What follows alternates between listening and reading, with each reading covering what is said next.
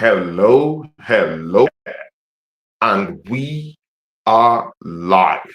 Yeah, ladies and gentlemen, you are welcome to another episode, of Real Talk. But this time on Real Talk, it's just me because I'm tired of listening to all these other people just talk. I want to talk. Yeah, I want to talk. And there's a whole lot of things for me to talk about, and I'm just going to give myself airtime on my own channel, on my own channel to talk about things, yeah, and to have a more clearer perspective and to have one-on-ones with the people that come here to watch this channel. Big ups to Kweyunga Ronnie. How are you doing? Ronnie says, "Oh, big ups to you, Ronnie. Ronnie, hope you're good. Hope you're okay." And of course, the biggest fan of mine down here, through thick and thin. No other person, it as in no other person gives me hope, on this channel than the assembled. Big ups to you, the assembled. The assembled, how are you doing? It says, evening, everyone. People, you could see the title today, yeah? There's a whole lot of things for us to actually talk about. So many things we could actually just lay back. Just rest on that armchair and just think and have a conversation, of which that's what me and you guys are gonna do this night.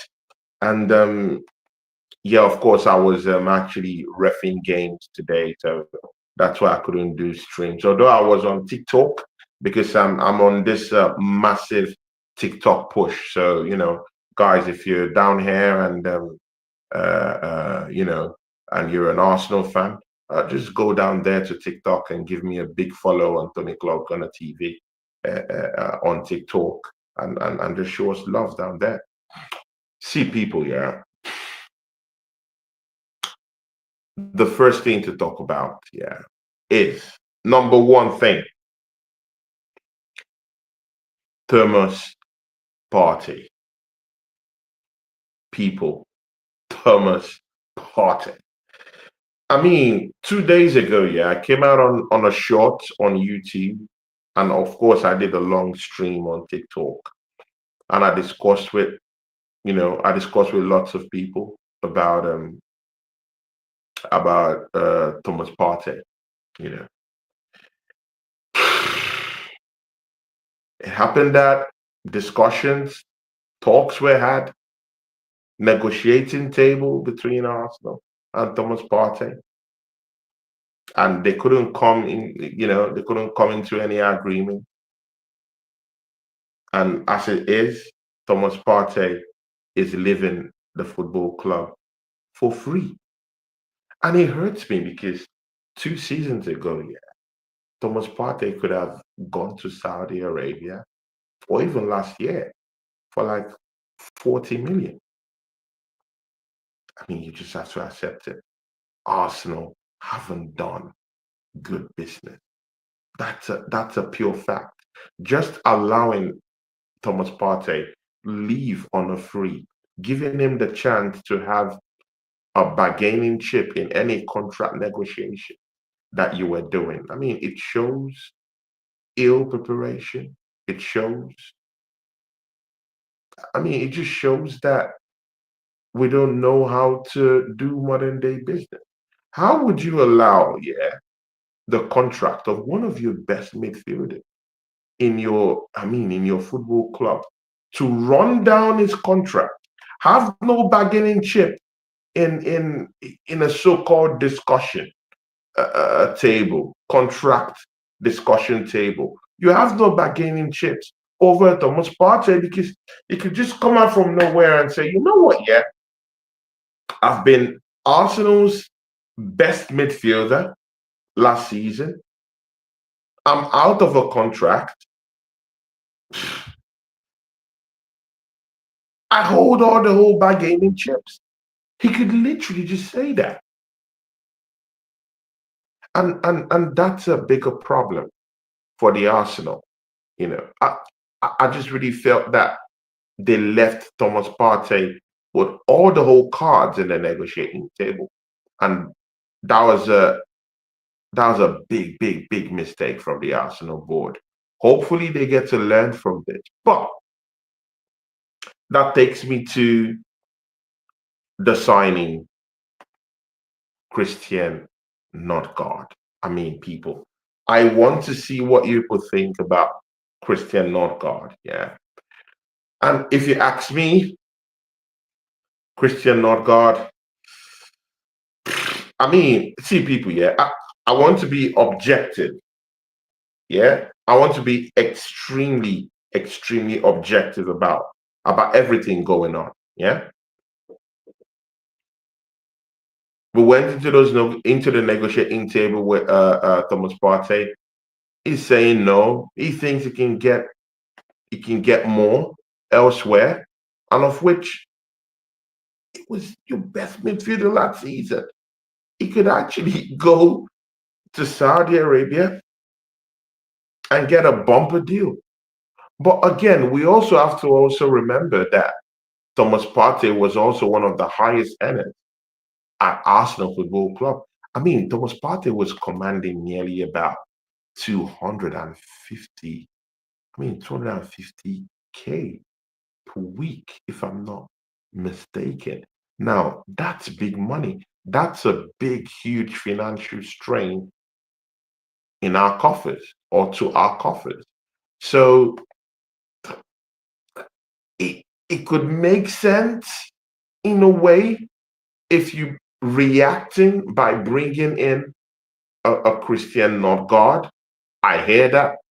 Absolutely cheap, coming for cheap from Brentford Football Club. Is a captain in his own right. Is a captain of that football club. Big ups to AFC Always. How are you doing, AFC Always? I'm having a heart-to-heart talk, with the fans today. No guests, just me and you guys having a chat, and I will definitely read out every one of your comments down here today, because I wanted to really discuss about what is really going on with these transfers, and what you guys think about this players. AFC Always says, Tony, big up. He also says here, Arsenal are finished as a big club. The owners have no intention of trying to win and be the best. And that's also helped by Arteta and his effing obsession with money spent on defensive players. I mean, we'll come on. I mean, we'll come to that. We'll come to that. We'll come to that, because that's a big topic altogether on its own. It's a very massive topic on its own. So Cristian Norgaard, yeah. Arsenal went to knock on the door of Brentford, spoke to them, gave them £9.3 million, approximately about 11.4 million euros for that deal, bringing a 31-year-old CDM into the football club, while your best midfielder, who is also 31, by the way, is leaving the football club. We already have Jorginho, who is actually, his playing career is ended. He's just looking for scraps to eat right now, and he left the football club. I want to know, is this Cristian Norgaard signing here? Is it as a replacement for Thomas Partey, or is it as a replacement for Jorginho?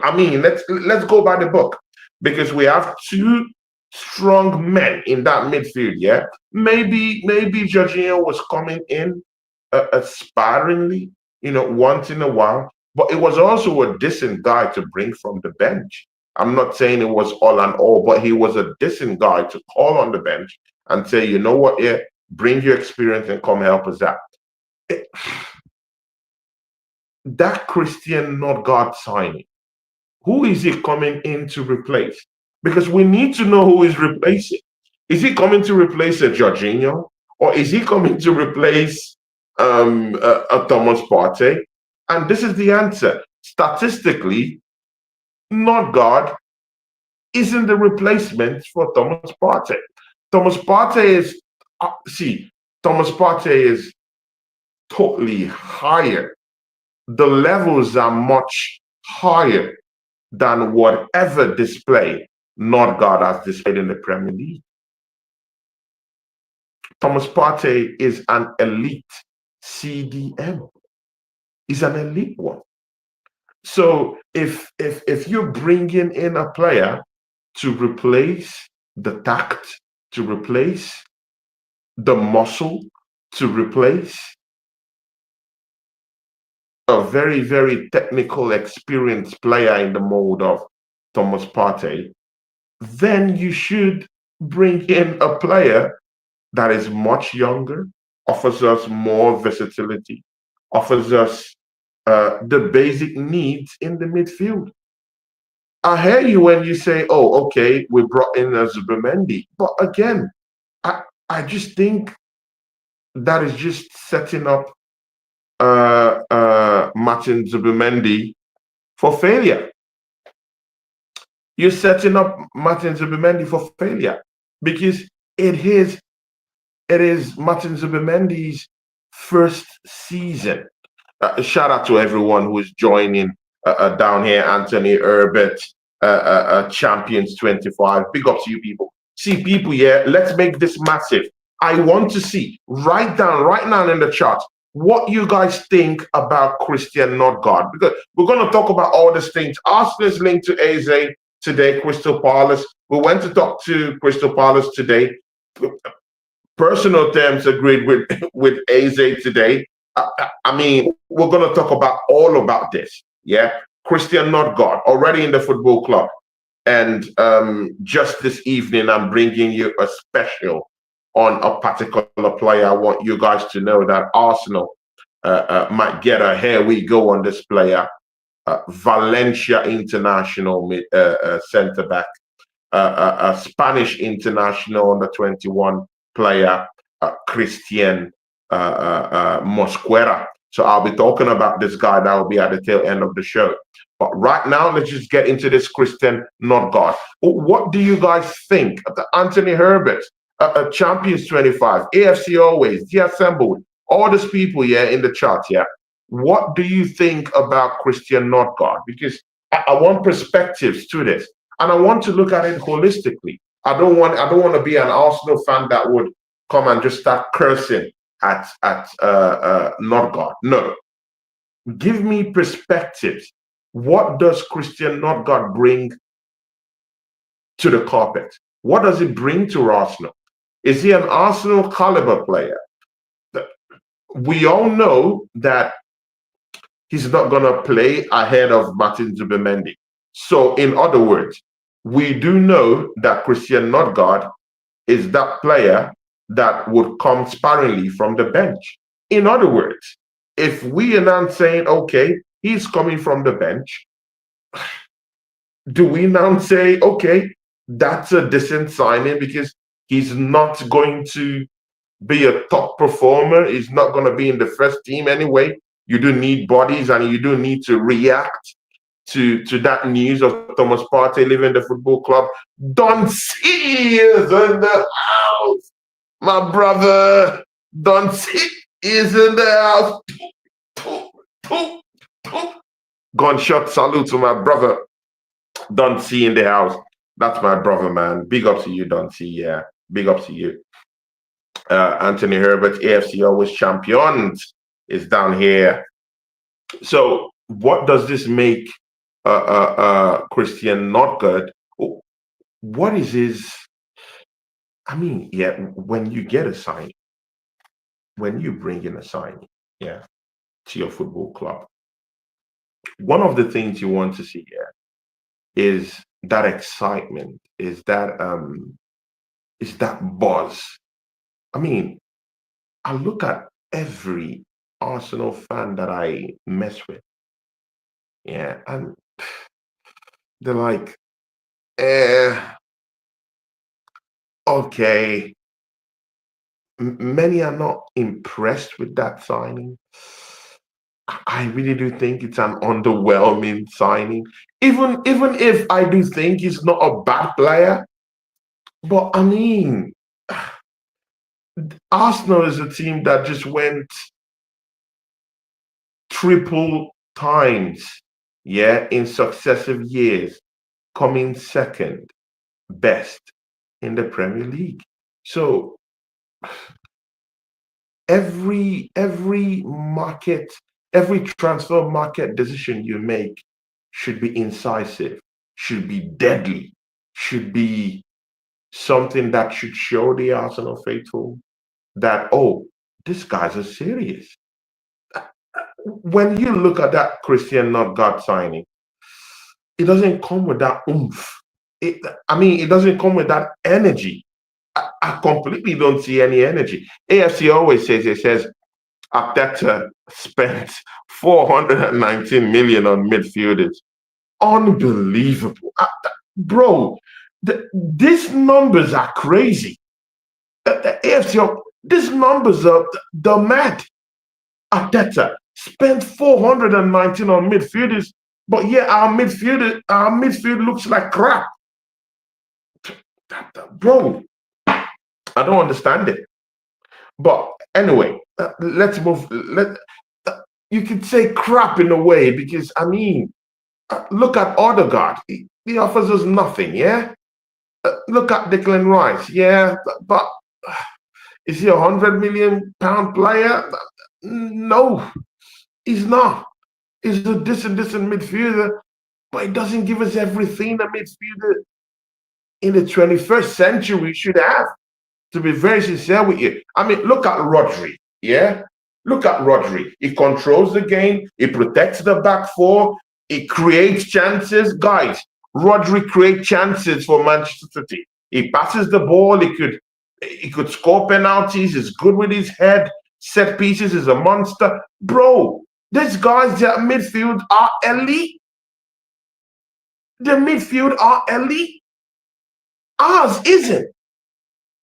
Ours isn't. Yeah, you can be a very good technical player in terms of being that guy that would dash forward, but I mean, it's underwhelming for Rice, isn't it? I mean, he didn't have £100 million performance last season. I mean, if you check every track record last season, yeah, because you should be getting goals, you should be getting cover, you should be getting someone who would grab the game by the scruff of his neck, and he didn't do that all season. You can pinpoint games where he did that, but not all season. But Martin Odegaard completely disappeared last season. So when you checking midfield, and if you go by what AFC always have just said, £419 million spent by this manager on midfielders, and yet I mean, see people, yeah, you just know that something is missing in that midfield. Anyway, I digress. Talking about Cristian Norgaard. To be very sincere with you, he is the captain of a London club. He's 31-year-old. He coming into this football club as a backup to Martin Zubimendi. I completely have no problem with that, because you do have to bring in quality from the bench to help out at times. But I do think it's a very, very risky one. And I hate going into the season having this feeling that I have a risky midfield. It's better you go into the new season not feeling that risk, because Zubimendi and Cristian Norgaard as your two protective midfielders, it's kind of risky, because Zubimendi is just coming into this league, and I do think that Thomas Partey is a far more better player, is a far more wiser player, is a far more elite player, is a far more experienced player than Martin Zubimendi, even if I do think that Martin Zubimendi brings a lot to the table, is a more technical player in a way, but I do think he's young, and I don't think he can carry that Arsenal midfield alone. He can't do it alone. He needs other players to actually dial in to be on that same level with him to go forward. And I don't think he's just that guy that will come into the Premiership and bamboozle it. If maybe we're having a Matis Zubimendi and we're having a Thomas Partey who brings that experience, who is Premiership proven, and he plays alongside Matis Zubimendi, at least it will give Matis Zubimendi that cover that he needs, uh, uh, you know, to go onto the next season a balanced midfielder. But right now, it's just like you're just setting up Martin Zubimendi for failure. I mean, our best midfielder in Thomas Partey is going off on a free. You can't negotiate a deal to extend his deal. I mean, what are you doing? Where? I mean, where is this? Where is the seriousness? There are signings you go for. You see those signings, you say, yes, this is a statement of intent. They came second, but they've got the signings in. It means something. Under no account, when I saw that signing from Cristian, Cristian Norgaard, did I ever feel that bump in my energy level? I just, it was just because I know he's not a shitty player, but it's just underwhelming because I think Arsenal deserves more than a washed up 31-year-old. I wouldn't really say washed up, but is in the twilight of his career. He's 31-year-old. He's not fast enough, but he has Premiership experience. Is 6 foot plus. Maybe Mikel Arteta is just looking for one more set piece merchant because I mean aerially is a superior guy aerially that I can give to him. It could be a threat in the final third in set pieces, corner kicks, and all that. He's a leader. I don't take that away from him. He is a leader. I mean, he was the captain of Brentford a football club. So leadership qualities are with him. I completely get that. But is he a more better player than the one who is leaving the football club? And the answer is no. Under no account is a Cristian Norgaard better times 10 than a Thomas Partey. Thomas Partey trumps whatever Norgaard is going to give to the Arsenal in that midfield times 20. And this is a midfielder that also played right back. I just really hope that Cristian Norgaard is ready to play right back for the Arsenal because Thomas Partey was ready to play in that right back position. So, I mean, Norgaard, I really hope you understand what you just walked into. We move. Anthony Herbert says, big up Tony, big ups to you, Anthony Herbert. He says, I'm surprised we got Norgaard. I didn't think Better would have signed such a player. I understand it if Norgaard went to Forest or Everton, maybe. Anthony Herbert, I think that's a panic buy. I'm looking at this Cristian Norgaard and I think it's a panic buy.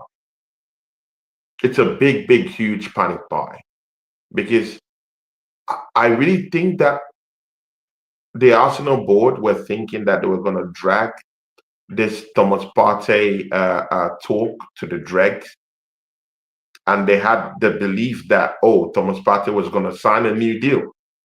So when they saw that Thomas Partey was actually dragging on his heels with this contract negotiation, they just panicked.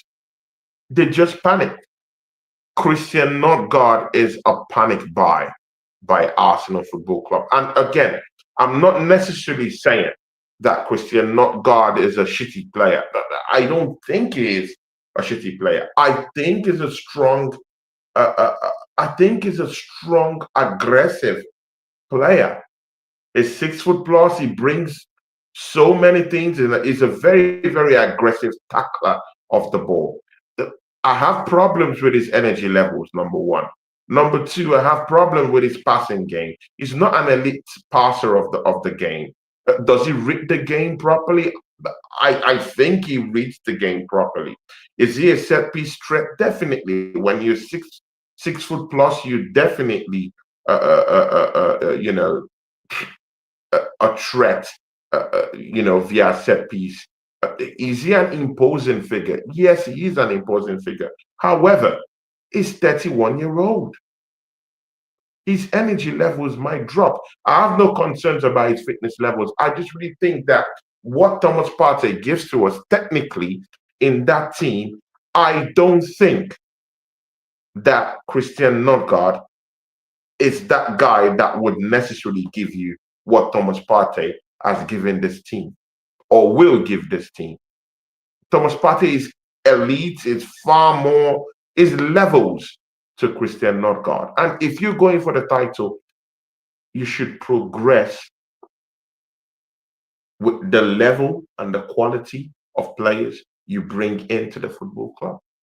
And Cristian Norgaard is nothing like that. I'm sorry. I'm sorry. Let's call a spade a spade. Dante says, don't like him. I mean, you guys know Dante, yeah. Dante, Dante doesn't hide. I mean, it comes out. He says, he says what he says. It is what it is. He doesn't like it. Straight out of the water. See, he also says, big up my brother. Yeah, of course, Dante, I miss you, man. I miss you, man. Hopefully, we get to see next season on Saxon TV. And it says, my opinion is we don't need him. I have a problem with that too, man. When you say we don't need him, it's better we reacted than not reacting in any way. Yeah, it's a dicey one to understand, but I've seen Arsenal lose players and say, oh, okay, we already have Zubimendi, it's okay. And I have a problem with that very thought because it's not okay. So if they're not bringing in an elite player to come in and replace Thomas Partey, I to be very sincere, rather than going into the new season without any backup, of which Mikel Arteta could go into the new season with no backup. Bro, we've seen him do these things. He can do it. He can do it. I do think Cristian Norgaard might just be that guy you could say, hey, okay, good. Come in and play in the last 20 minutes. So I don't really think it's bad as a backup though. But again, when you're going for the title, you need levels. And Christian isn't levels. So it's a dicey one, man. It's a dicey one for me. I don't think he's a useless player, to be very sincere with you. He's not a useless player. Yeah, guys, he's not. But is he the quality that we need to take us to the next level? And that's where the problem is. Because you do need quality that will take you to the next level. You came second 3 times in a row.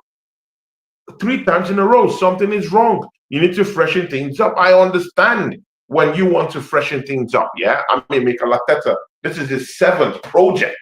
Yeah, 7th phase. Yeah, so now he's tearing up, ripping up contracts and all that nasty stuff. I hear you if you want to freshen things up. But if you're freshening things up, it has to be players that come with an extra bit of bite, extra bit of quality to take us to the next level. So is Cristian Norgaard that player that will take us to the next level? And the answer is no. He's just the guy that would come into the football club and be a backup to the main guy. And being that backup to the main guy isn't really of top quality, elite top quality.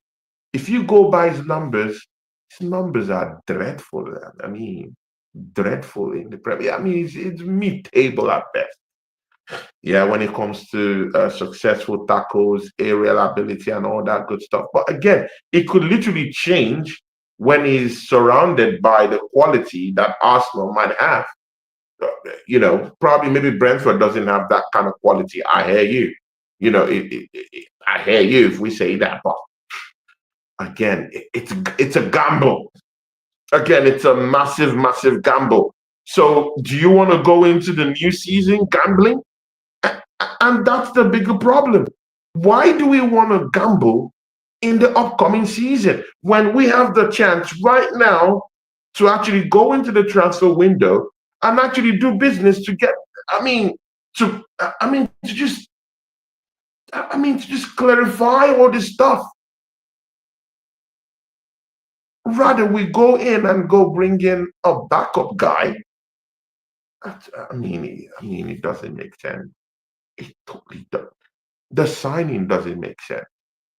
It doesn't. I understand that, they needed to react quickly to Thomas Partey rejecting a new contract. I hear you.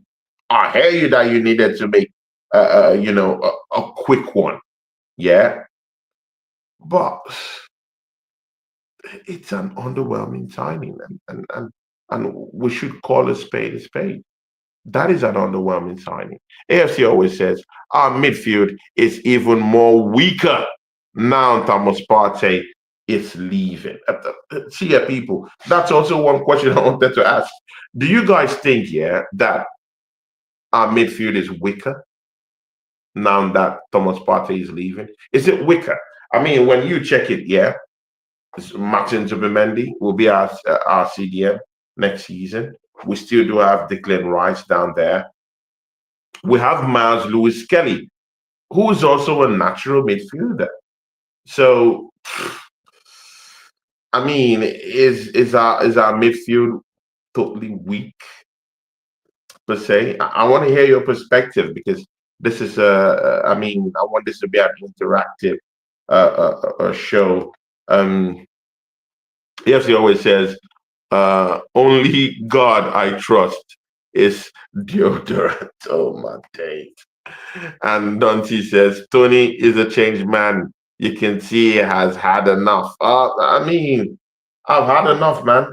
I've had enough. It's horrible at this point, man. When see, we need to make a statement in this transfer window. That's where I have a problem with these people. Yeah, we need to make a statement, and when Thomas Partey is leaving your football club, and the big statement you make in the transfer window is bringing in a 31-year-old from a rival London team who necessarily isn't better or of topmost quality than the player who's leaving in the first place, which is Thomas Partey.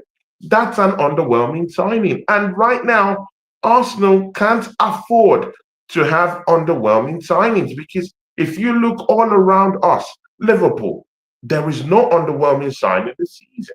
Kerkez, Ritz, bro, they are topping up on top quality that they already have down there.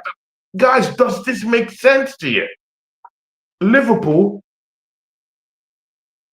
bringing in players to improve their team, but the players they're bringing in are players of most quality that are even more, bro, that are even more better than what they even have. So give me a reason why Liverpool won't be challenging next season. Guys, make this make sense. Liverpool is going to challenge next season with what is going on because they're bringing in players that, of top quality. They're bringing in players that are fairly expensive. Yeah, I hear you, but again, that's the market, isn't it? That's the market. You have to pull the checkbook out and support the football club. And again, we also have to call out the Kronkers.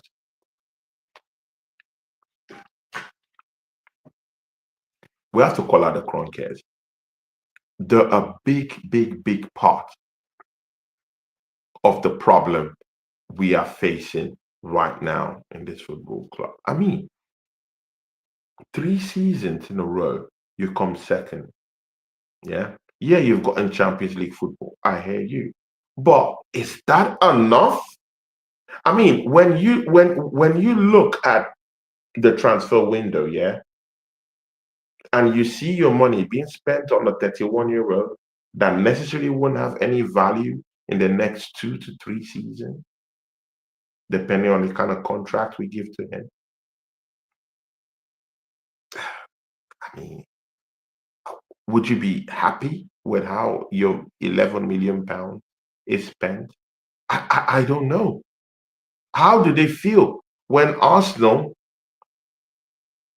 Mikel Arteta, and Better is going out to go bring in an 11 million pounder? Yeah, 11 million, 11.4 million pounder from Brentford, a 31-year-old player who has no resale value in the next 2, 3 seasons, bringing into the football club. Does that make financial sense?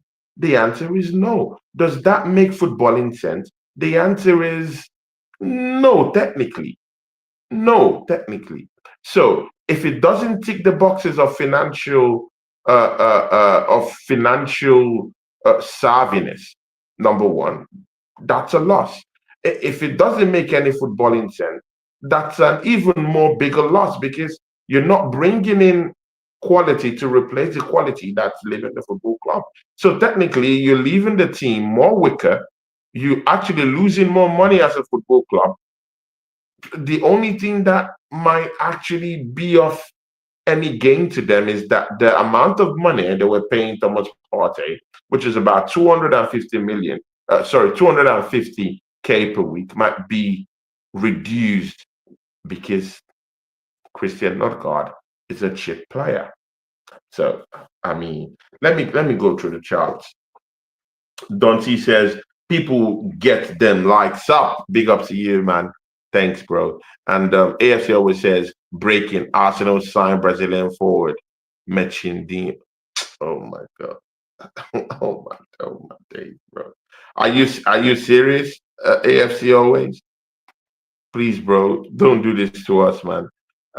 This signings don't give you goosebumps. Bro, no goosebumps. I have no goose, bro. See, I mean, I have no goosebumps with the signings at all. It's an underwhelming signings, yeah. No goosebumps. I feel nothing.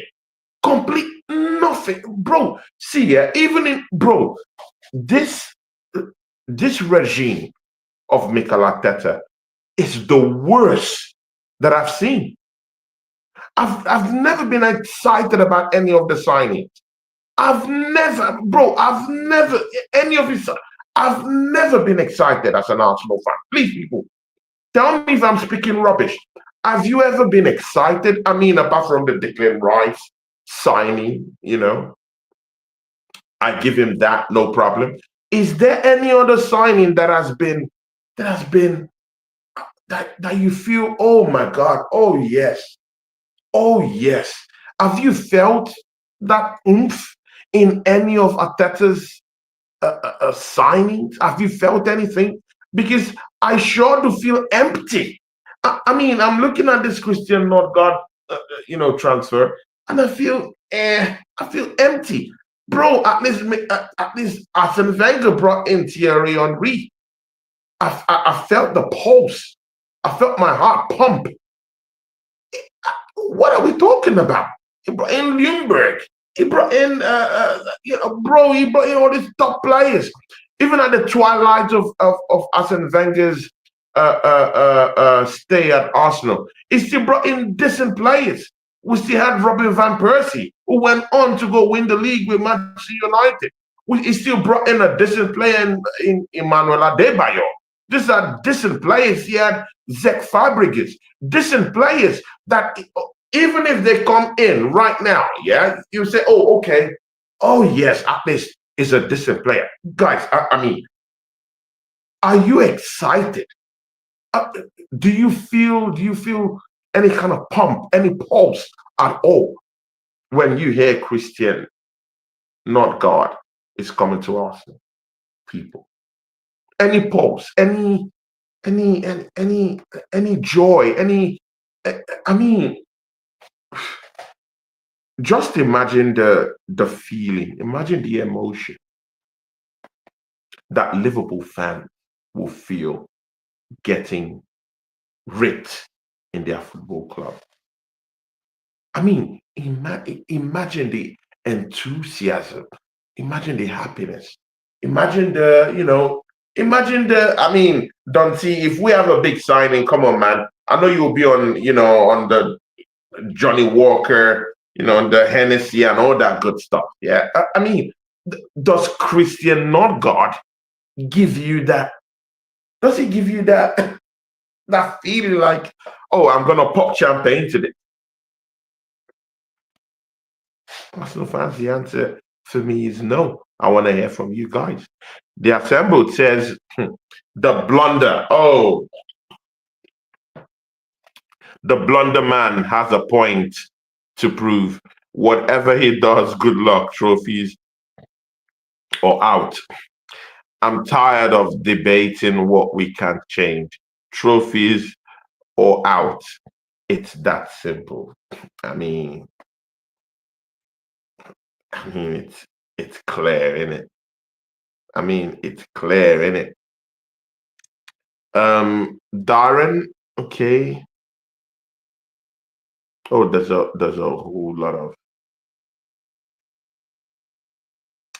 uh there's a whole lot of stuff we're missing here. BBK Sports is here. Rory is down here too. Aces is also down here too. Big up to these people, yeah. Big up to these people. And of course, AFC here says Liverpool midfield cost 134 million and won a league. Yeah, I mean, so cheap. So cheap. Cheap midfield. Cheap. Yeah. The way they get quality into the team. And AFC always says, yeah, Gilquere's 97 goals in 102 appearances. It's a no-brainer. Bro, guys, don't even get me started on that Victor Gilquere stuff. People, don't get me started on that Victor Gilquere stuff, yeah. It's a no-brainer. Why are we haggling with the Grim Reaper? Someone that completely destroyed Europe last season and a couple of seasons that we've seen him playing spot in CP, and we're delaying him for a Sesko. Bro, and a Sesko that's completely disregarding us in the media, making a public show of us.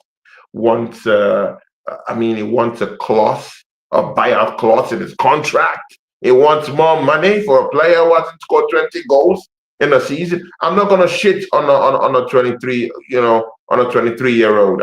Guys, I'm not gonna do that. Yeah. I think it's a decent player. I think in the next 2-3 seasons, it's gonna be fine on all cylinders. I genuinely do think so. However, Arsenal needs now. We need now. We don't need 3 years, 4 years. No, we need now.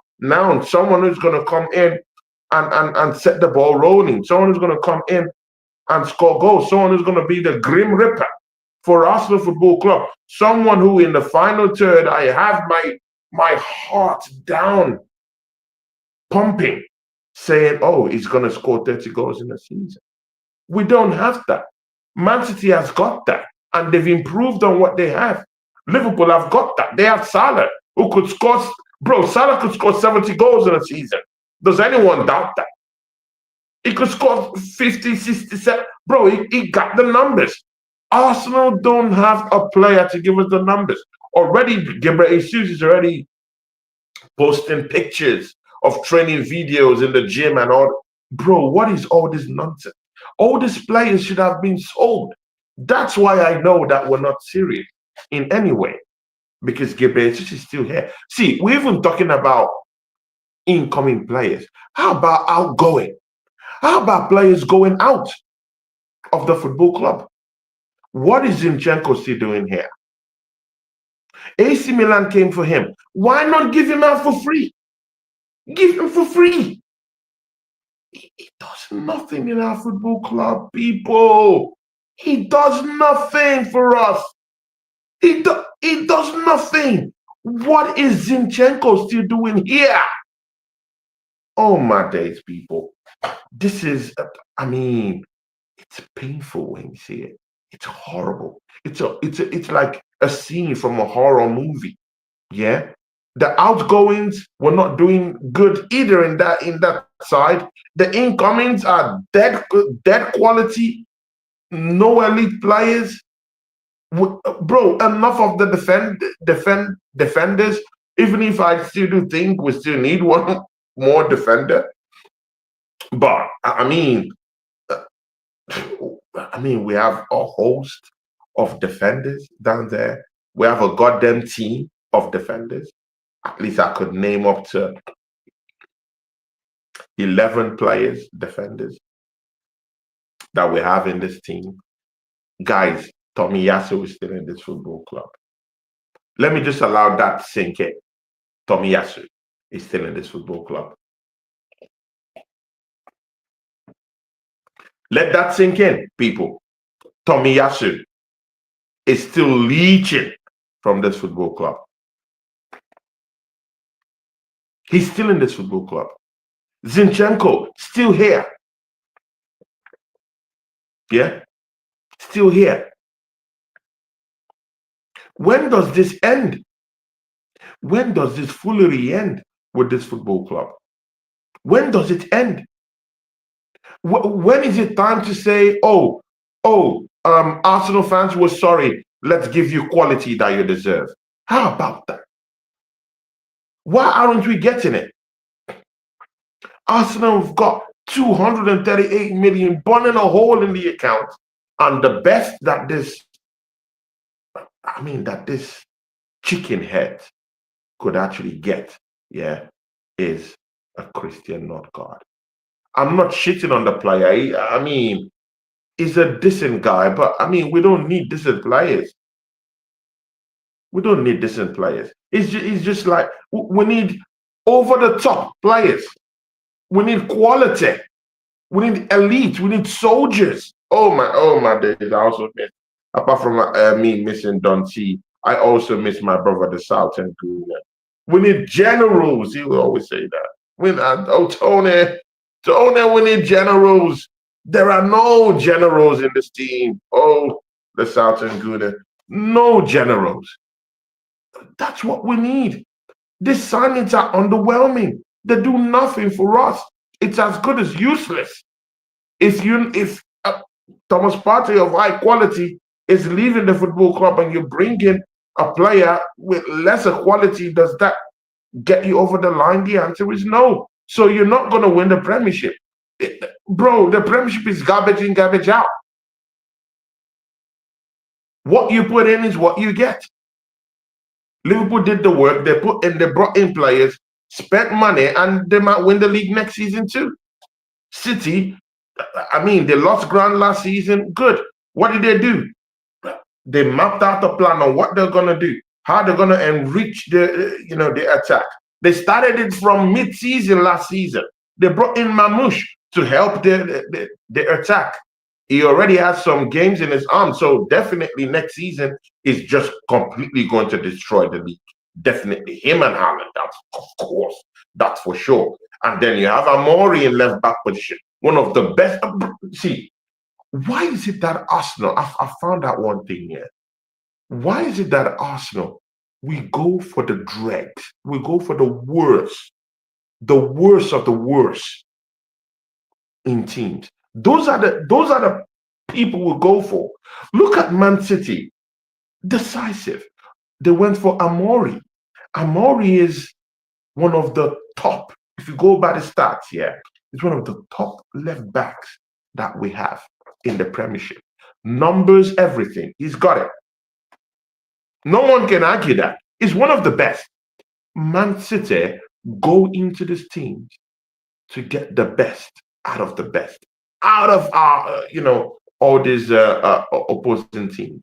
But Arsenal, we go there and we go and get technically a washed up 31-year-old and bring to the football club. We always go for the worst, for the washed up, for the unwashed players. Why?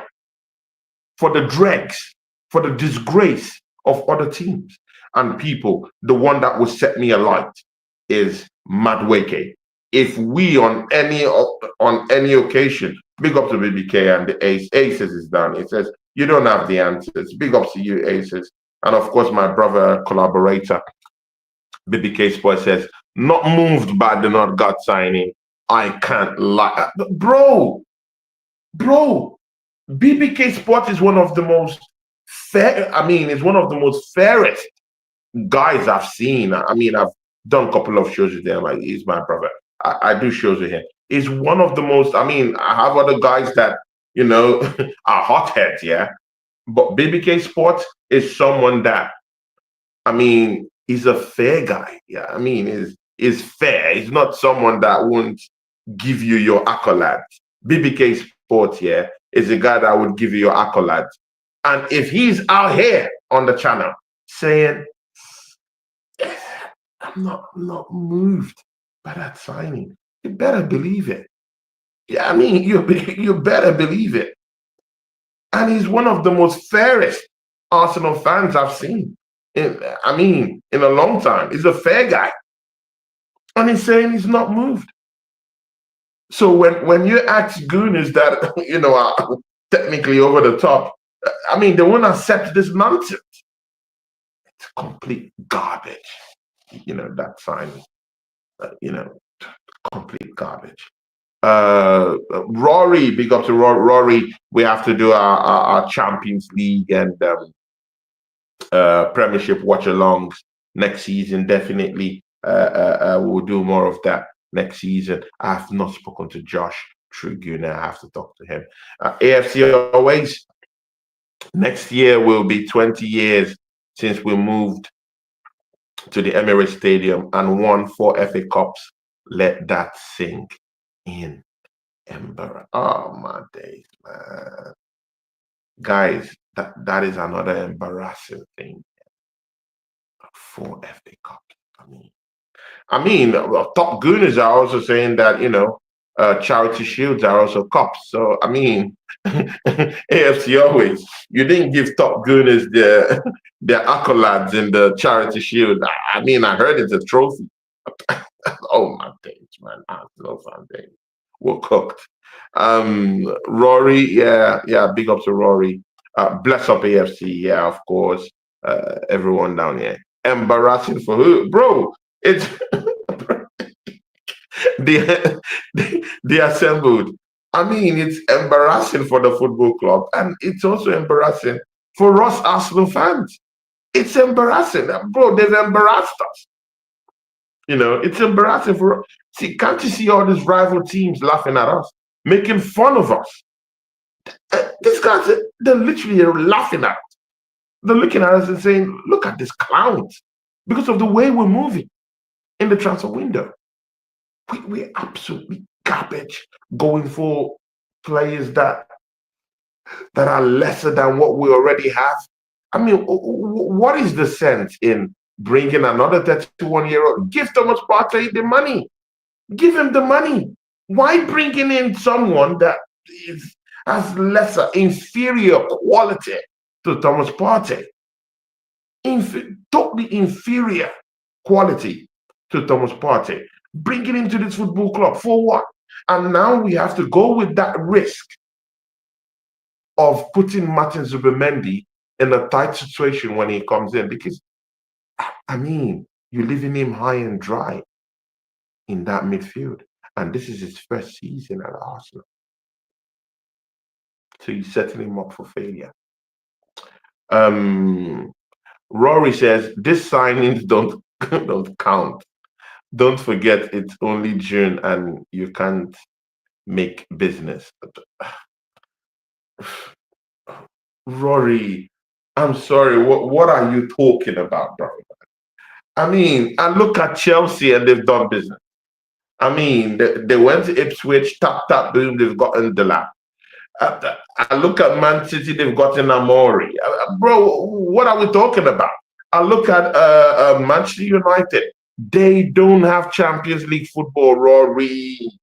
No Champions League football. But do you know what? They got in a player that Arsenal have been waffling for the past 2 seasons to get in Kunha.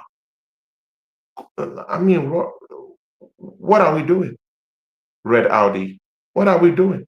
You can't tell me that you can't make business in June. No, you can actually. I dispute that fact because many other teams, bro, Liverpool have done, bro, Kerkes, Ritz, bro, should I be naming players that have, that rival teams have already done business already even before June ends?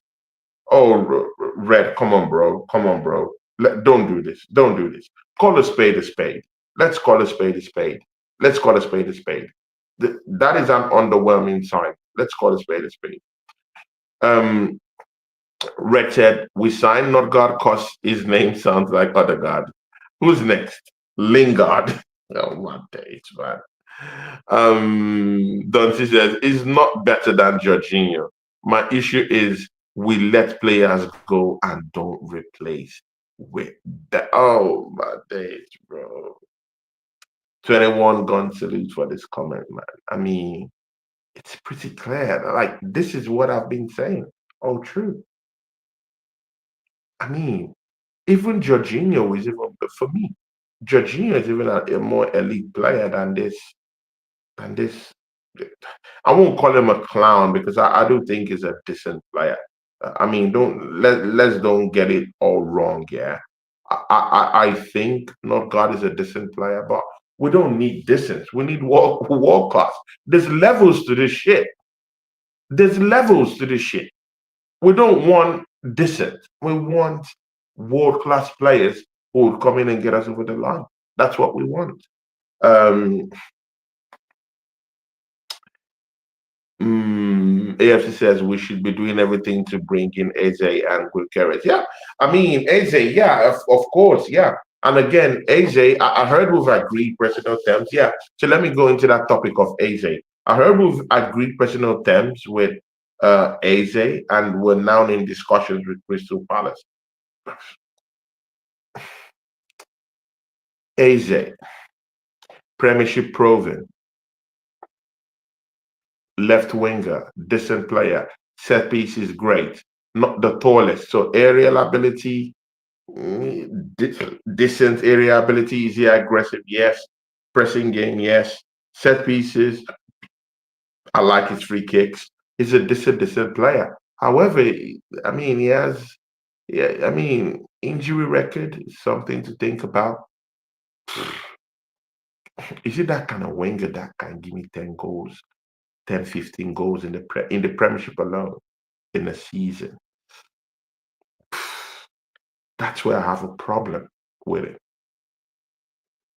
And in this transfer window, yeah, for me, it's not about bringing in players. It's about bringing in quality, high caliber, quality, elite players that is out there.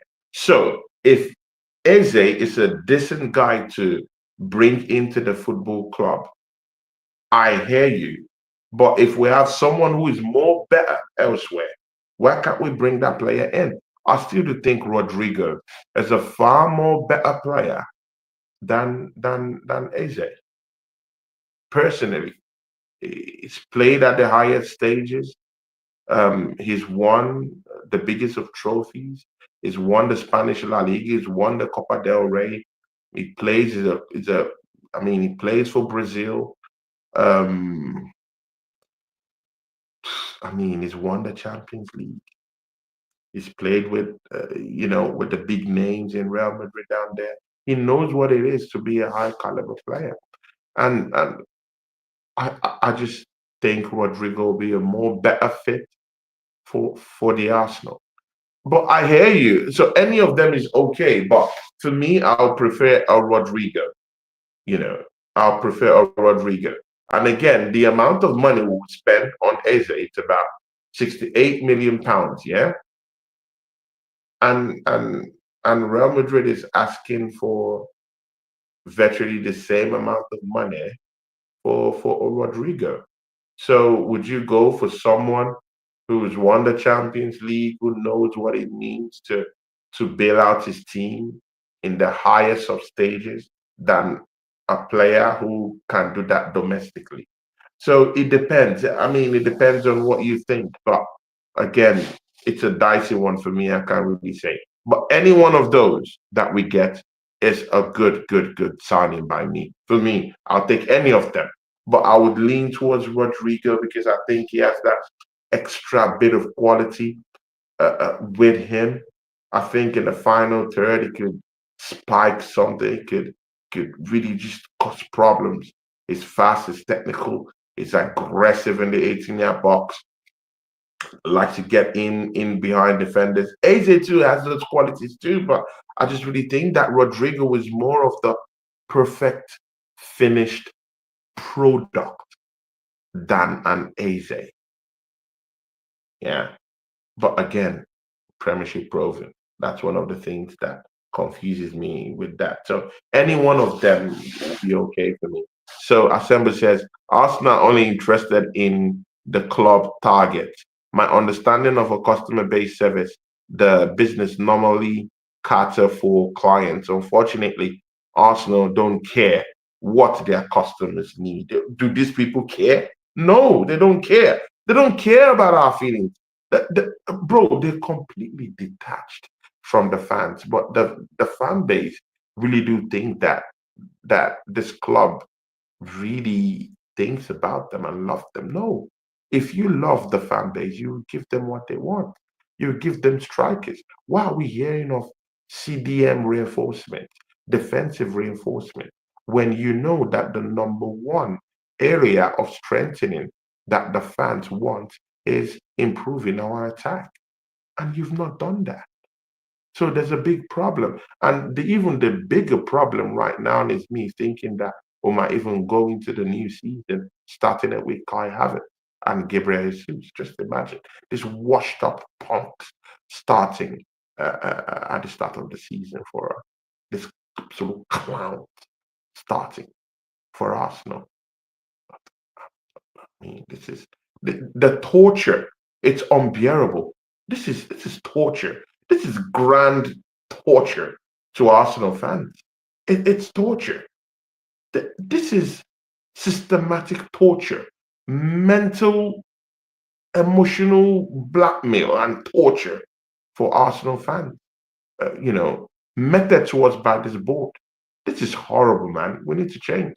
I need to see some few good. I mean, I need to see elite signings before I could say the stars might align this coming season. But let's see. AFC always says here, Andrew Smith would be a better captain than Odegaard, the guy who sunk the Titanic. Oh my days, bro. Tony Arsenal promoting dog shampoo. Oh my days, man. Dog shampoo, is that what they're doing now? I mean, it's been long I've gone to their website. I mean, there's no excitement. Before I used to go to Arsenal website, but these days it's all merch, it's all dog food, dog, bro, even dog shirts, bro. I mean, Arsenal, bro, we're messed up. Where is all the merch money?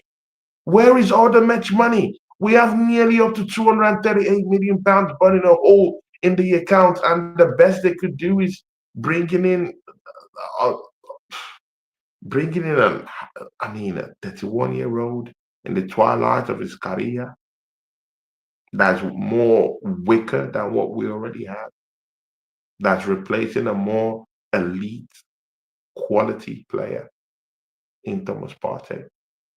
Not good enough. It's not good enough. Not good. Something has to happen. Something has got to happen. Darren Sullivan, oh my God, Darren Sullivan, oh my God, he's a titan. He says, Odegaard is a oh my days. Too slim for the Premier League.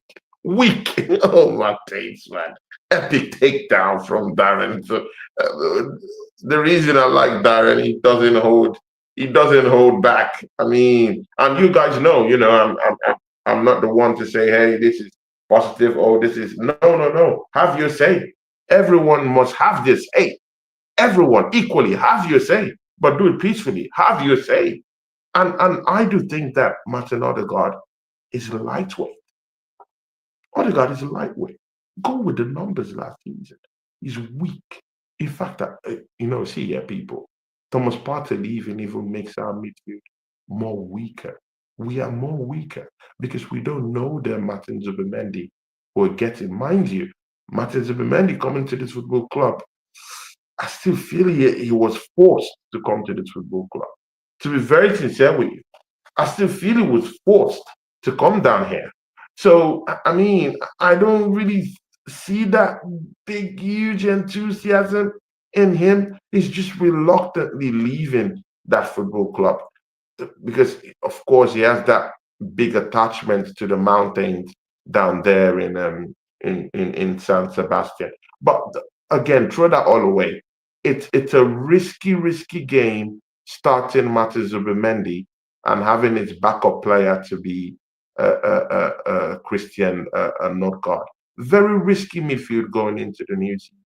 If you have Thomas Partey down there, it helps the numbers. You do have numbers coming from the bench, and you do have experience and an elite player who would help out Martin Zubimendi. But when Thomas Partey leaves the football club totally, and you bring all you have is bringing in a player who is a 31-year-old, lesser in terms of quality than Thomas Partey, then I mean, you should be open to criticism, and you should be open to fluffing your lines in the Premier League. Red says here, the fact Bayern don't want Sesko is a huge red flag. More money, and he wants a release clause like his Ibrahimovic. I mean, that Sesko thing. I mean, if it was Gyökeres asking for all these, clauses and all this stuff, I'll say, okay, let's go. But I mean, Sesko, I mean, I'm not gonna shit on that player because I think he's a decent guy. Next 2, 3 seasons, you're gonna hear his name. But number one is not what we need. What we need is an established finished product in Victor Gyökeres. And for Sesko to bring in all these demands, all these laws, I'm not for it. Sesko out. Oh my days. Red. Certain top gunners are saying Sesko is like Ibrahimovic. Oh my days, man. Yakisa Morish. Big ups to you, Yakisa Morish. And she says, and you're a new subscriber to the channel. Big up to you. Thank you very much. And she says, I think Arsenal are just buying time before getting Gyökeres deal done. This Sesko news, I'm really fed up and don't want to hear anything concerning him. Much love from Uganda, bro. Oh, big ups. Yes, Yakisa from Uganda. Thanks for showing up to the show. And of course, you're always welcome here anytime, any day. You're welcome to support the channel and to have your say as an Arsenal fan. There's no positive, no negative gonna here. Everyone just wants to talk and have their say. Criticize, don't criticize. I don't care. Just say, if you're an Arsenal fan, say what you believe. Do you like the signing? Do you like where we are? Do you like the fact that we've not won a major trophy in about 20 something years since we left Highbury and came down to the Emirates Stadium? Are you happy with this? Are you happy that we've only just won 4 FA Cups, since we left Highbury? Are you happy about that? Are you happy that we've not got into the Champions League final? Are you happy that we've not stacked up on the Carabao Cup? Are you happy that we've not stacked up in recent seasons, at least 5 years now? We've not raked up more FA Cups. Are you happy with these things? I mean, if you're an Arsenal fan and you're happy with this, with this atrocities being committed by this manager and the football club, I mean, then you have your say, no problem. I don't criticize people, but I mean, if good things happen with the football club, I say yes, this is good. If something is bad and needs criticism, I, I hit hard with my criticism. You know? So uh, let's let's not be brain dead. Let's evolve as things move on. Red says the fact was set to sell Zinchenko for 10 million, whereas Quante went for oh my god. Red, this is big facts, man. This is big facts. I mean, when I saw that Quante, but again, I still think that Quante thing, yeah, I still think that there's a little bit of uh, uh, manipulation thing going on down there between Liverpool. I mean, but again, Liverpool, they do good business, man. These are savvy business people. The people that do our business are the illiterate. They don't know that, bro. They don't know how to do business. Sometimes you wonder where they got their business degrees from. These guys can't do any business. These guys are just clowns. They just, bro, they're just jesters because, and they're imposters. Because how can Quante, yeah, go for 40 million? Bro, Quante, 40 million pounds. And why we can't get a Premier League winner, Ukrainian international, full-fledged captain of his country? We can't even flog, we're struggling to flog him out for 10 million pounds, guys. Let that sink in. I mean, let that sink in. Let that sink in. Mecandino. Who is this Mecandino? Oh, God. We will win nothing again. Ateta has to go. Oh, my days. AFC always.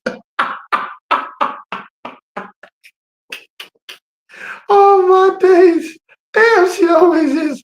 It's the way I could just visualize how you say it. It says, we will win nothing again. Ateta has to go. Oh, my days.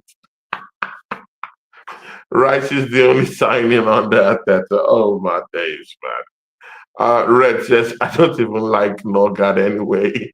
With that scissors tackle he done on Martinelli. So it's good that we solved our discipline issue as well. Yeah. Discipline. I mean, under this manager, yeah, our disciplinary record is in the gutters.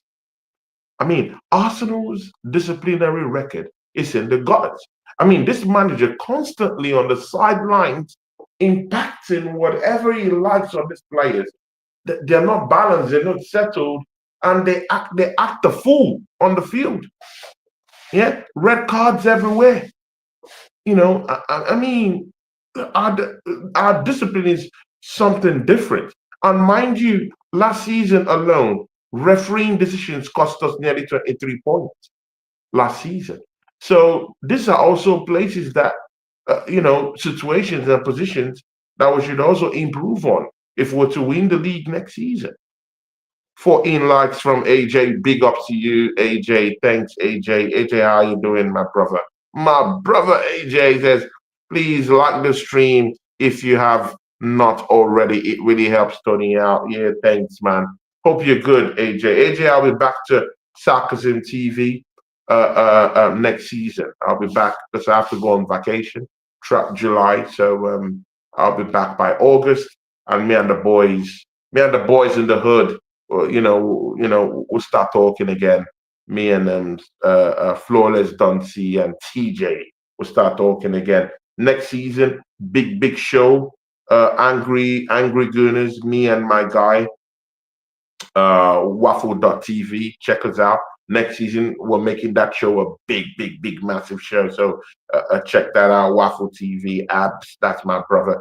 BBK Sports, big plans with him. Me, Josh Truguna, and Red Audi will be doing lots of watch-alongs next season. Champions League, Carabao Cup, FA Cup. We'll have to revamp that show that we do together.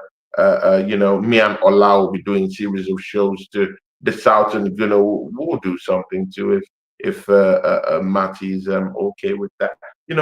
Next season, we'll be fire on our cylinders doing shows, but it might get to an extent if I see the first 10 games I might just check out because I'm not excited to go into the new season because of this manager and his antics in the market, delaying attacking recruitment.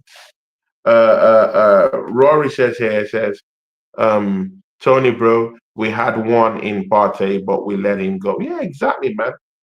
I mean, we just allowed him go with no money. With no money, bro. With no money, bro. Guys, we just allowed Thomas. Guys, last season, Thomas Partey was subject to a 40 million transfer to Saudi Arabia. Arsenal threw away 40 million only to go spend 11 million. Oh my days, bounce on Norgaard. Oh my days. What Thomas Partey lives on the free. Oh my. Where did these guys get their business degrees from? Guys, do you see it? As in, do you see it? Oh my days. AJ says, please subscribe to the channel if you haven't already. It really helps Tony out. Yeah, big ups to you, man. Thanks, people. I really, really appreciate that. The assembly said Yakisa Sesko will be part of the set piece football that Blunder Man believes will win the league. Jokeres will change that plan. Arsenal players are tall, i.e., kick and rush football culture change. Yeah, I mean, bro, what phase are we on? What phase are we in? AFC always says if it makes sense, Arsenal won't do it. If it doesn't make sense, Arsenal would do exactly every single thing apart from winning trophies. We're okay with every single thing apart from winning trophies. AJ says next year the club will be 140 years old. The fact we are not going to win next year is a joke. I mean, bro, we should be thinking of survival next season rather than win. Survival. Bro, we don't have a striker that could give us 20 goals. We should be thinking of survival next season. AFC always says, yeah, Tony, Top Gunners will throw away the winning lottery ticket for second. I'm telling you, man. This Top Gunners, yeah. Red Audi says, I'll probably be doing watch-alongs on my channel next season, but sure, I'll get a collab going with you on the way. Don't worry. Yeah, Rory, even on your channel, we could, if you have on your channel, I could come to your channel. We just have to multicast to my channel. We could do it. I could spread the love around, no problem. I just want to, I have the core of the people I work with, and I want to spread the love, with the people I work with. And Rory, all the times we did watch-alongs, I really enjoyed most of, our discussions and our banter and how smoothly everything went. So, we could also do some stuff on your channel too. That's completely not a problem at all. Who else says something here? Yeah, that comes from Rory. Zubimendi is Partey's replacement. Oh, okay, good. I hear you, JP Shannon. Then what about Jorginho's? What about Jorginho's replacement? What about a backup for Martin Odegaard? Because we did see that Martin Odegaard completely ghosted last season. Where is the replacement for Martin Odegaard? I mean, it's good if you want to defend these things, yeah, but the moment you keep defending these things, the less you see. Because and again, yeah, if you say Zubimendi is that replacement for Thomas Partey, I hear you. Is he of the same quality of Thomas Partey? We have to see right now. Good. So if that one cancels that one, good, no problem. But the issue of the quality,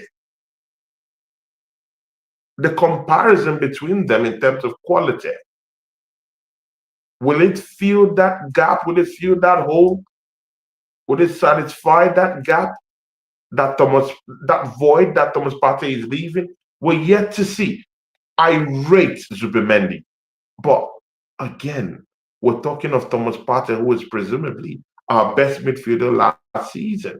You can't take that off the table, JP Shannon. And when you bring in a player who hasn't necessarily acclimatized into this league in any way, who's coming to meet a shadow of a manager in Mikel Arteta, I don't know if we could be able to get the best out of him in his first season, and that makes it more even risky.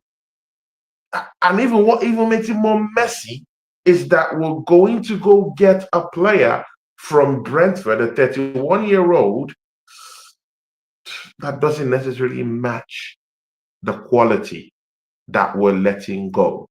So we're getting a questionable Zubimendi, number one, in terms of questionable in terms of would he match what Thomas Partey has done for the football club in any way, in terms of quality, in terms of technical abilities, in terms of overall general contribution.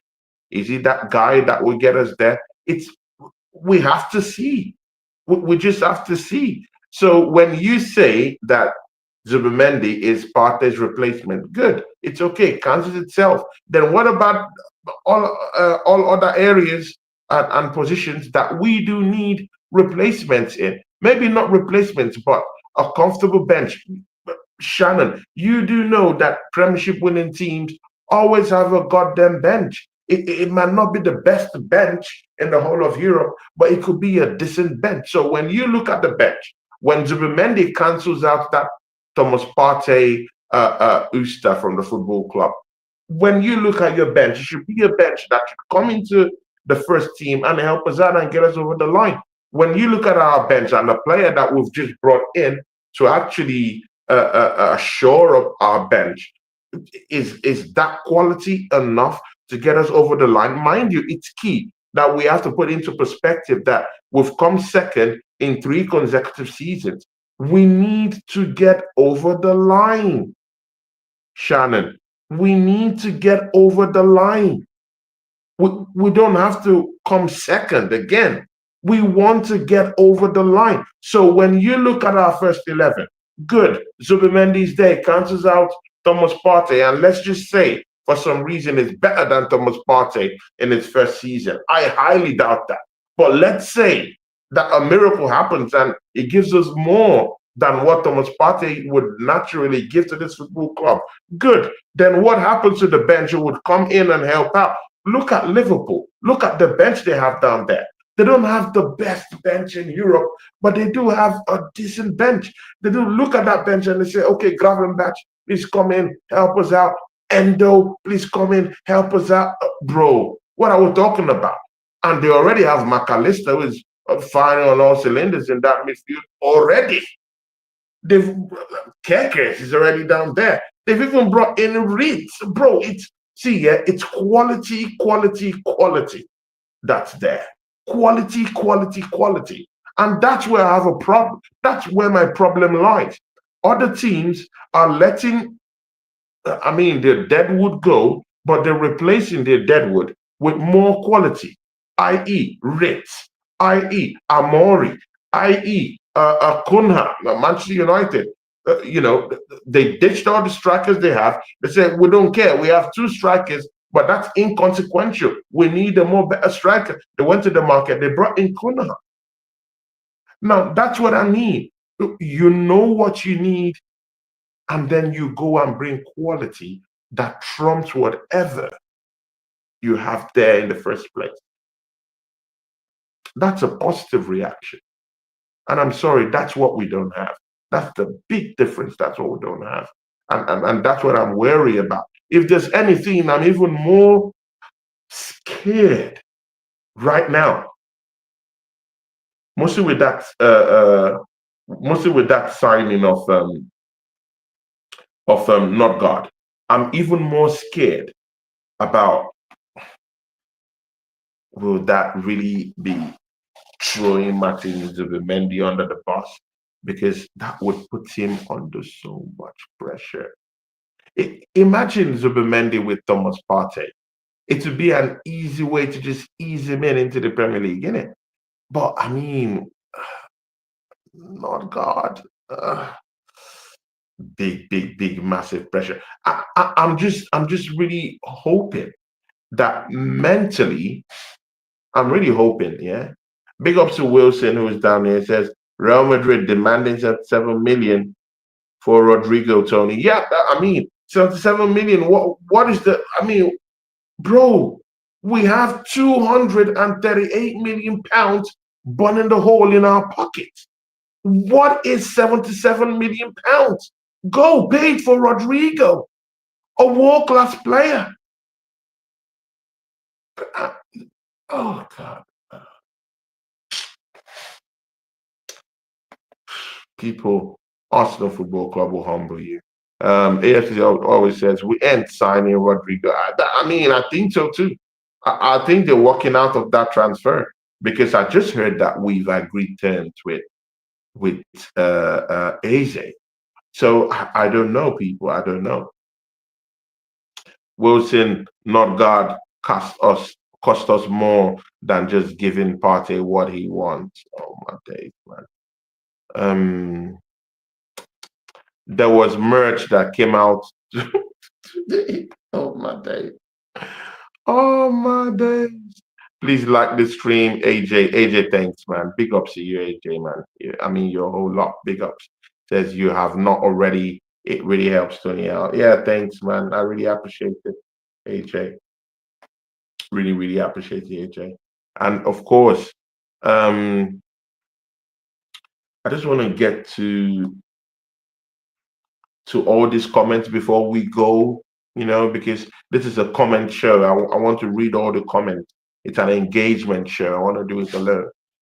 Darren says here, he says, Wilson, I believe people might be surprised how good Norgaard is, okay? It is not the problem. It's Arteta. I hear you, Darren. I hear you. And me too. I don't want to fall into that trap of cursing out on these players. That's why I've said it. I do think, because Norgaard, to be very sincere with you, is the captain of Brentford. Yeah, that's another London team. And it's a hard London team to beat. They're compact, they're strong, physically draining when you play them. Norgaard is 6 foot plus, it has that energy around him, physical presence is down there, 6 foot plus. It could be another lunging head, for our set piece craze that we have in this football club. He's a number to have. I completely get that. But if that number isn't trumping what is leaving, then what use is that number when he's not of a higher quality than the guy he's replacing? So, but again, and again, someone could also say, okay, he's not replacing Thomas Partey, he's replacing Jorginho. Is it better than Jorginho? No, I think Jorginho is a far more better player in the middle of the park and more experienced player who has won trophy than a Cristian Norgaard. So call my bluff to it. Jorginho has won the Champions League. He's won multiple. He's won multiple titles. Yeah, league titles. I mean, he won with Chelsea. He won with Napoli. He's a big guy to have in terms of experience. He's a winner. He's a very combative player. He could give you what Norgaard would give to you in 100 years. I think they're of the same level or slightly, and that because Jorginho is now older now. I think they're of the same level. And again, if you have the mentality, that's what I'm saying. It depends on the mentality. If you have the mentality of, oh, I want to stay second, okay, then Norgaard is your player. But if you're thinking of getting over the line, so that's what I'm saying. It depends on your standard. It depends on your mentality going into the season. What do you want as a football club? What do you want as a fan of the football club? Do you want to come second, or do you want to qualify for the Champions League? This is a completely different mentality from someone who has a mentality, oh, I want my football club to go in and win a goddamn title. Then you start thinking, do we have the players to get us over the line? And the answer is no. Does not God give us that? Does it give us that oomph Is there that oomph, people? Yeah? Is there that excitement that this player is going to get us over the line and win us a trophy? And the answer is no. Um, Darren said something, says Arteta need to put Norgaard, Rice, and Merino in midfield three. There are three big lumps who like to get forward that could dominate the midfield. I don't want to see lightweight Odegaard though. Yeah, exactly, man. Yeah, but again, man, you also have to talk about the creative spark. Then who would be Darren? I hear you when you want these titans to be in the midfield. I hear you. Then who's gonna be the creative spark? Who's gonna create? I mean, it's good and okay when you have all these hard men, the CDMs, yeah, in your midfield trio or in your midfield four. I don't care, whatever formation you want to go with. But are they slicky enough to actually slip in those passes, tear defenses open? Do they have the trickery to actually cut into this midfield and just get some certain passes to the final third? Uh, Again, man. But again, we need to solve one problem before another. I mean, we're talking about this other god issue, bro. We don't have a striker. We don't have a striker. Let's solve the striker problem first. I think that's the number one thing to solve first. And then we can now talk about this other God thing. Yeah. Because we can't be talking about this other God thing when we don't have a striker. So if we go bring in a player or we sort out the issue down there in the midfield of having someone who is going to actually create and send passes onto our number nine, but we don't have no number nine. So, I mean, it doesn't technically make sense going after the other God issue when you don't have a striker. Now, the most important thing is to go into this market and get an elite striker who could score 25, 30 goals in a season in the Premier League alone. In the Premier League alone. Because if Mohamed Salah as a winger is getting nearly up to 50 goals all season, 50, 60 goals all season, bro, this guy will win the league. Arsenal, no Arsenal players got up to 20 goals last season. Bro, I'm having traumatic nights about that. No Arsenal player got 20 goals last season. It disturbs me. It's literally traumatizing. Yeah, that a whole Arsenal can boast of a player who's got up to 20 goals all season. That it's a big problem. It's a massive one. We need to go pull out the checkbook and get in a striker. That's what we need to do. Big ups to this is and I know you're a new subscriber, and it says big up. But Arsenal should have bought Zubi and Norgaard and kept Partey. He was the best. Oh my days, man. This is you're a new subscriber to my channel, but this is what I like. I like people who read, bro. I like people who reason like, oh my days, man. This is please always bump into my channel, man. Even if it's just to drop some facts like this, bro. Bro, do we have anything to lose? If we even go and bring in this Norgaard guy, but we're giving a deal to Thomas Partey, I have no issue with it because Norgaard can come from the bench and just replace either Thomas Partey or Martin Zubimendi. We could literally have three hard guys in our midfield and decide to drop one or drop two. If we like, because we still have Marina.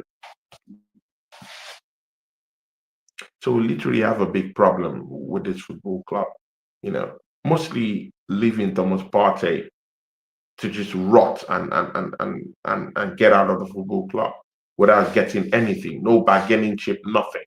I mean, we're cooked. We're cooked out here. Darren says something. He says Liverpool had Anderson Fabio, Wijnaldum. Oh my days, man. None of them were creators. I don't like number 10s. I mean, I hear you, man. I hear you, but we have a manager who is very stubborn with a system in it. I mean, all these things I'm talking about, yeah, Darren. I'm not just talking about it for just for show. I'm talking about it because it's literally what we have. It's the manager that's here. It's the attitude and the structure that he has brought to the football club. If he decides to play with a number 10, so be it. So if you want to play with a number 10 and your number 10 isn't really created, then go get a number 10 who would actually create for you. And there's a lot of creators down there. Bro, Vitinha PSG. I mean, they have lots of players who could slot into that number 10 area. Javi Simmons is also a great guy. I mean, it's crazy we're not even talking about a creator, someone who will come in and create in this football club. Because if we go into the new season with Martin Odegaard as our main creator, then we're cooked. We're finished. It's over. Um, who thought at first it was Wolves Mosquera instead of Valencia one? No, it's I actually mean I see people. Arsenal are in speaking terms with Valencia for Christian, of course, for Cristian Mosquera. Mosquera is 21-year-old Spanish international, but he also has his roots from Colombia. Both parents are Colombian international. So what I mean by that is that he could also decide to change his mind and go play for Colombia one day. But right now, as it is, he is in Spain, groomed in Spain, and playing for Valencia. And guys, of course, Valencia is such a big, big, big, huge football club. Lots of players came through the ranks. Down there, Radi, who used to play for Valencia those days, David Villa used to play for Valencia. It's a very, very, very big Spanish football club. Not in recent years anyway, because they sold off all the players and they went through lots of phases. But right now they're trying to regain their bite in the Spanish La Liga. But they have this Spanish international under 21 player, 6 foot plus, Cristian Mosquera. He's a right-sided center back. I mean, he's raked up nothing less than 90 games at that age for Valencia. As a player, I think he first came into. I think he first made his debut for Valencia, if I'm correct, probably maybe around 2022. I think January 2022 or so. So, he's a decent player. Um, Arsenal were they were in negotiations with Ajax of Amsterdam for Jarrell Hato, who I do highly, you know, I, I, I I mean, he's a valued player, but he's also a very expensive one. If Arsenal is to tempt Gerald Hato away from Amsterdam, we're looking at nearly 75 million pounds. But the good thing about this Christian Moresco, you know, deal that Arsenal is about to do right now is that he's young, he's far more chipper. He's 6 foot plus. Aerially, he's great. Technical abilities is a good player, technically. If you want a player to keep a high line, he's your guy. He's a great guy. If you want to play aggressive form of football from the back, a high tension, high pressing football, he's your guy. Uh, uh, Hard tackling, he's your guy. Does he read the game properly? He's your guy. And a 6 foot plus good in set pieces, always a set piece threat, and as a unit is always a very, very big, imposing figure down there for Valencia. No wonder he's been able to rake in 90 appearances senior appearances for Valencia already at 21. So, I mean, we could look at it from different perspectives, yeah. Because I heard that we've agreed personal terms with him. I also heard that we're in. I mean, we're also talking to Valencia. But again, I also heard that that Andre Beta is also talking to Agosto. You know, I don't know. So, uh, so many news. You know, Arsenal were just linked to so many people, and I mean, it's we just need clear perspectives. But for me, this Moresqua guy, uh, I think he's a decent guy. It won't be bad to have, but I want us to just um, strengthen our attack first. Then maybe we can look into all that. And again, people, let's don't pretend there's a need for this defender. Let's don't pretend that we don't like Kivio.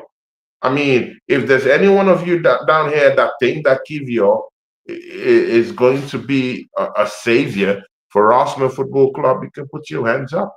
As for me, I don't trust the guy. I don't like the guy as a player. I mean, it, I don't think he suits to this league at all. I think he literally hates this league. He doesn't like this league. He doesn't like the country. He wants to go to Italy. His twerking queen of a wife doesn't like this place.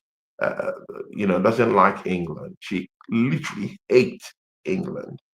She wants out. I heard that they always take flight in space of days down to Italy to just relax. They literally don't like it. Kivio as a defender hasn't really settled into this Arsenal team. It's been in, it's been out, it's been one injury to the other. He's not settled. He needs to leave. So if that kind of player leaves the football club, then we need someone who would come in and be someone that could technically replace as Saliba if there's any eventuality. Mind you, people.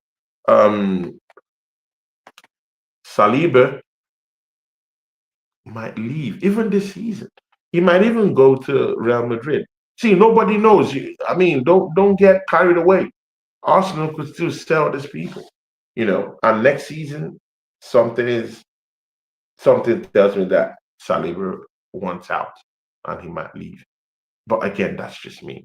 But again, that's what I have on Cristian Mosquera.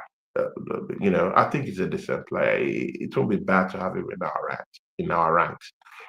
Rice creates as does Norgaard. Merino can as well. Zubimendi, though, I've got no knowledge of the Jesus, and it seems a Spanish disaster like Arteta. Yeah. Oh my days, man. I hope Better is talking to Simeon. Oh my days. Um, Kivio out, of course, Kivio. I mean, it's clear tonight that just like night and day. I mean, it's not suited to this football. People, come on. I mean, let's not use our emotions down here. Yeah, let's talk like people that love football. Kivio is not good enough. We all know this. We all know that. Even as a backup, he's not good enough. I think that Kivio and Zinchenko is leaving if they. I mean, bro, I don't even care. Let them go. Let them go, bro. See, this is we need world class generals. See, we want to win the league. We want to win the league. We don't have to keep up with with these pools, with these clowns. What we deserve are world class generals, battle ready generals that are ready to take us forward. Enough of all these of all these clowns that we have in this football club. Enough. We deserve more. We deserve better. um Dante says he's not better than Jorginho. My issue is we let players go and they replace with better. Yeah, I mean that comment from Dante. Um, yep. And this one question: Pep said Blunderman loves Arsenal because he never celebrated when City scored against them. Have you ever heard Blunderman say he loves Arsenal? Bro, man. See, there's no love in this game, bro. There's personally, I don't think anyone loves any of. I think it's all about the money. Yeah, let's call a spade a spade. When you have the money and you bring in a player or a coach, they would say anything. They will confess they love you. They will confess they love the football club. But the instant that that shit hits the fan, they bail out, and that's why I would even respect a Cesco 100% than all the clowns we have down there. All those other players and even the coach will say, "Oh, we don't need those crosses." But if Cesco is coming out and say, "Hey, there's no love. All I need is my money," and puts a clause down there, at least you know what you're getting. You know you're getting a player who necessarily doesn't even love the football club, but he just wants to come, get his goals, and get out. No, no problem. I even like those ones that would not pretend. I want the ones that will come out and tell me, "Hey, I don't love the football club. I just need the money." I respect that better than the manager that will confess he loves the football club, but you can't get the club over the line. And not that you can just only get the club over the line. You don't want to do what is necessary to get the club over the line. And that for me is the utmost disrespect. And when you disrespect something you claim you love, then you don't love it. That's pure disrespect. So anyway, see ya, people. Thanks for joining us today. Yeah, I mean, late one for me. I had lots of games to ref. I have lots of games tomorrow to ref too. But as I said, let me just give you guys, a piss, of this shocker, about this people that Ateta is recruiting. See, people, there's no doubt that Ateta needs to leave the football club. We can't even get decent players over the line. I mean, let's have a heart-to-heart talk. Seriously, we can't even get decent world-class players. So even, bro, we have Champions League. We have Champions League. Players should be dying to come to this. They should be begging to come to this football club. Yeah, these players should be begging to come to our football club.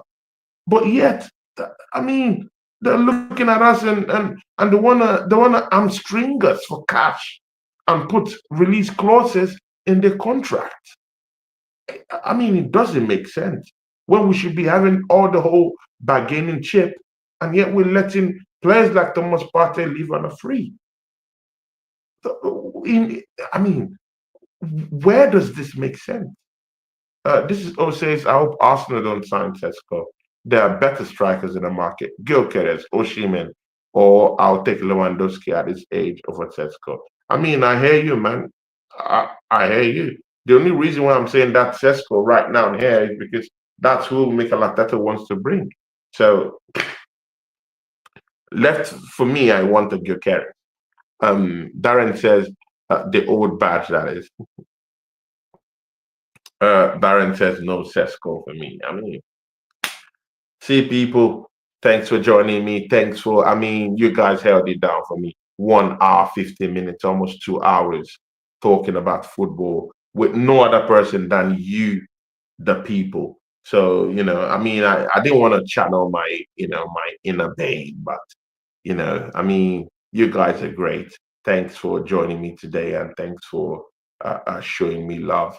Like, subscribe, give me a gift, give me anything, no problem. Big ups to Darren Sullivan. It says, top man, Tony. Big ups to you, Darren Sullivan. You're my guy. You know that. And Darren, I see you always help me out on Facebook too. I mean, you always drop in comments here and there. And Darren, of course, you do know that I respect your takes too. I mean, of course, uh, lots of criticism, but again, that's the position the football club has put us in. They've made us, Arsenal Football Club has made us haters. We actually hate everything going on with the football club. It makes us bitter. We're bitter. We're not happy. We're bitter. We're not happy. Because what rightfully thinking human being will clap for the football club for winning no trophies? I mean, if you're an Arsenal fan and you clap for the nonsense going on, I mean, there's two different sides to it. I'm always this kind of guy, no matter what is happening. Yeah, when Arsenal is playing a game of football, I literally latch on to supporting the team. That's how I roll. But when I see areas, yeah, that you need to critique the team, you need to critique the football club as an organization, I would do it. I would do it. I would do it. So, I mean, people, people, we need to get this manager out. That's the first thing. It makes no sense, Tony. Yeah, I hear you, man. I hear you. See, people, we need to get the manager out. If this manager is still here, if this manager is still here, we're winning nothing. I mean, he's proved it again and again, again and again, again and again. Look, guys, again and again, again. Last season, the season, but again and again, this manager, again and again.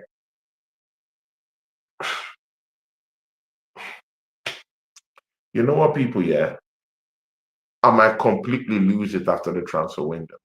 But for now, let me just give the benefit of the doubt, yeah, and just see what they're all about this summer. If I don't see a world-class striker at the end of this transfer window, that's a whole different game. If I don't see a left winger, a potent winger, that's a whole different conversation.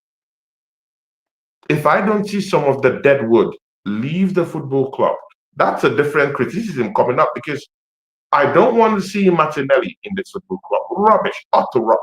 Bin. I don't want to see Zinchenko at the start of the season. Bin all these people. Kivio, I don't want to see these clowns, these jesters in our football club. We need to get rid of this pie wrapping and this toilets, these relics of the bomb. Get them off the football club and bring in world-class players who would come here and turn shit up and win us trophies. That's what we deserve as Arsenal fans. And the fans also, we hold a very, very important position in making sure that the football club change, that the football club do what we say, because we are the fans. So let them go by our standards, not by whatever standards that's given to them from America. No, by the standards through which the club historically have been through. We're winners. We are winners. But right now we're winning nothing. We're the laughing stock of the Premier League. This club's laughing, taking the piss at us. And you want us to be happy? People, thanks for joining me today. Everyone, this is all the assembled. Darren Sullivan, big ups to you. BBK Sports, Donty was here. Aces was here. Everyone that came to show me love today. Yeah, Red RD was here too. All of you. Yeah, big up to you, people. Yasika was down here. AFC always, not forgetting you. Never ever. They assembled. Big up to you. AJ, thank you. AFC always. All these people. Wilson. I mean, JP Shannon. Everyone that showed up today. Big ups to you guys. This is O says, big up my brother. And of course, big ups to you. This is O. And please make sure you make this channel your home. It would be nice to always have you down here. And let's speak some sense. Usually I'm not really this kind of, I'm not a negative person per se. But I mean, if things go good, I say this is good. If things aren't right, I critique. So I mean the balance, but again, I listen to what everybody says and I respect. No matter how bad, no matter how good, provided it's your opinion, you have that opinion heard. on this channel. Blessings to you, people. And from me, we are out. Peace, people.